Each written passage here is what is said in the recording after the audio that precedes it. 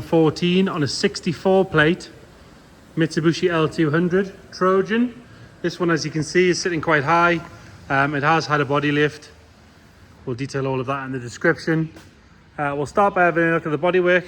It's quite nice it being this high. I don't have to bend down to show you the arches and things like that. If you look down the side of the car, you can see it is nice and straight. Inside the arches, all nice and clean. Obviously no corrosion to worry about. They are plastic arches. Rest of the wing all nice and tidy. We've got a little stone chip just at the top there. Coming down the driver's door, we've got a very small dent just here. And a bit of a scuff just here under the handle. And then obviously some scrape marks from people climbing in and out of the car on the sill. The footsteps are all nice and solid. They do have a bit of surface rust on the backing plate, which is pretty common. That happens after about 6 weeks after putting them on the thing. The wheels, it's got nice alloy wheels and general grabber tyres. Loads of tread left in those tyres as well. Coming down the driver's side, nice and tidy on the door, and again, bit of scuff marks on the sill where people have been clambering in and out.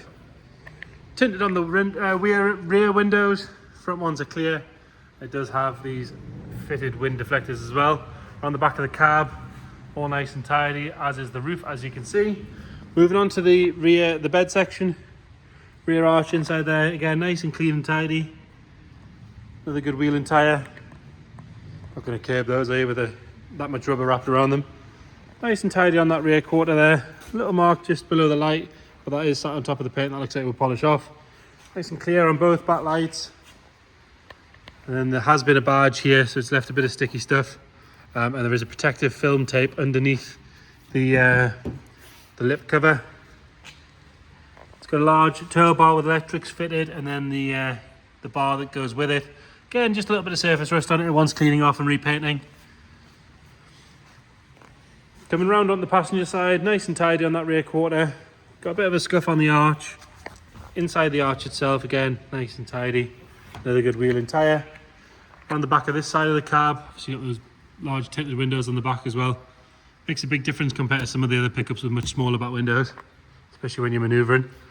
Again, you can see from this side of the roof, nice and tidy. Glass on this side, that's all good as well. Same issue on this side, so the door's nice and tidy, but we do have a couple of little scuffs on the passenger side. And moving forward onto the front left door, nice and clean and tidy. On the bottom, there's actually no scuffs on here.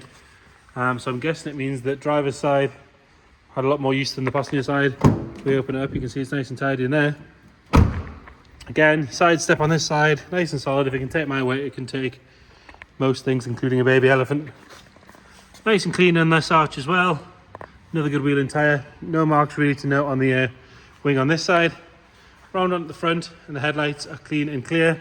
I did notice, and I'll just grab the keys, the indicators have got a little LED addition, so when you hit the lock unlock or the indicator button, it does have that additional flash there, which is quite nice. No real stone chips to note on the front. There's a little scuff down the bottom on this plastic trim and another one on this end. The rest of the bumper all nice and tidy. A couple of stone chips on the front of the bonnet, as you'd expect. It's 7-year-old vehicle now. Nice and tidy on the bonnet. There's no dents or dents or anything in that. Moving on to the interior. All nice and tidy on that door card. Quite often they wear really badly along here, but that's all good. Same with the top of the door. Appreciate it's quite dark in here, but the driver's seat is nice and tidy. A little bit of a crease on the bottom there, that would steam out quite easily. No real wear on the steering wheel. Mileage wise, I'll just knock the ignition on and we'll have a look at that. So 129,000 miles. Again, not too bad for one of these. You see them on 250 quite happily. It's got aircon, it's got a Clarion Bluetooth head unit in there. 5-speed manual, obviously we get 4-wheel drive and low range. Move it into the back again, door card, nice and tidy. Rear bench doesn't look like it's had much use at all. Nice big armrest and everything in there. Backs of the seats are good, they've not been sort of stretched or kicked or anything like that. We'll do the full inside of the cab and then we'll have a look at the load space. Again, rear door nice and tidy. Door shuts are all good as well. There's no funny smells or any signs of any sort of smoking or dogs or anything like that in here. And then into the front, we do have some additional wiring here, which I'm guessing is for those lights. Nice and tidy on the passenger seat. This side of the dash is all good. So it does have this large load cover, which is a nice touch. You just drop the tailgate and you've got clips on both sides, which I'm making look very difficult, but they are actually quite easy to use. Fold it over a couple of times. It does have some clips on it if you want to leave that open.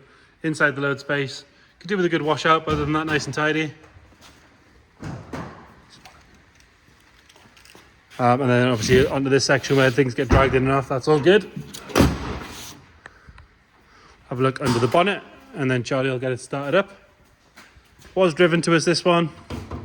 There's a bonnet release under there somewhere. He's got no pressure at all, so I wouldn't worry about it. So there you go. Diesel, obviously, like I say, 5-speed manual, switchable 4-wheel drive. Has been parked here a little while. There's no fluid dropping on the floor or anything like that. Charlie's going to fire it up. So nice and smooth, fires up straight away. Like I say, it was driven to us. If we have a look in the interior, it's got that sort of colour screeny thing in the front. Any warning lights, Charlie? No, just put it in the 4-wheel drive there. Put it in a 4-wheel drive. It's selecting low range. Yeah, diff lock.